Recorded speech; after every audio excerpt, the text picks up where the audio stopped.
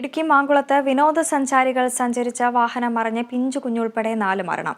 10 പേർക്ക് പരിക്കേറ്റു. തിരുനെൽവേലി സ്വദേശികളായ വിനോദസഞ്ചാരികൾ യാത്ര ചെയ്ത ട്രാവലറാണ് അപകടത്തിൽപ്പെട്ടത്. മാങ്കുളത്തിനും ആനക്കുളത്തിനുമിടയിൽ പേമരം വളവിലാണ് അപകടം നടന്നത്. ഇറക്കമിറങ്ങി വരുന്നതിനിടെ നിയന്ത്രണം നഷ്ടമായ ട്രാവലർ സമീപത്തെ ക്രാഷ് ബാരിയർ തകർത്ത് 30 അടിയോളം താഴ്ചയിലേക്ക് പതിക്കുകയായിരുന്നു.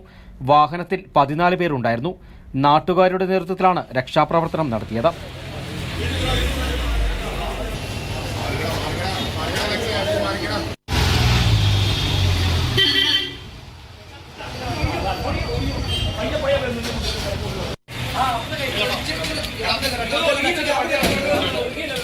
പരിക്കേറ്റവരെ വിവിധ വാഹനങ്ങളിലായി അടിമാലി ആശുപത്രിയിൽ എത്തിച്ചു. ജില്ലാ കളക്ടറും ഇടുക്കി ജില്ലാ പോലീസ് മേധാവിയും ആശുപത്രിയിലെത്തി സ്ഥിതിഗതികൾ വിലയിരുത്തി. അപകടം പറ്റി ഉടനെ തന്നെ അവിടെ തന്നെ മാങ്കുളത്ത് തന്നെ റെസ്ക്യൂ ഓപ്പറേഷൻ നടത്തി എല്ലാവരെയും അടിമാലി താലൂക്ക് ഹോസ്പിറ്റലിൽ ആക്കിയിട്ടുണ്ട്.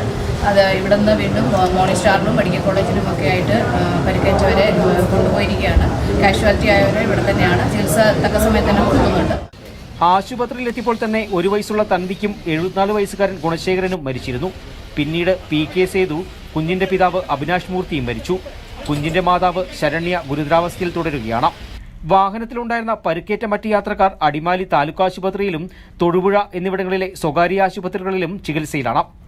Kerala vision news, Idukki.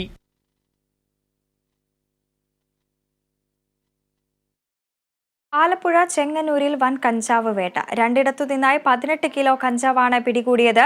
കിടങ്ങന്നൂർ സ്വദേശി രാഹുൽ കെ റെജിയിൽ നിന്നാണ്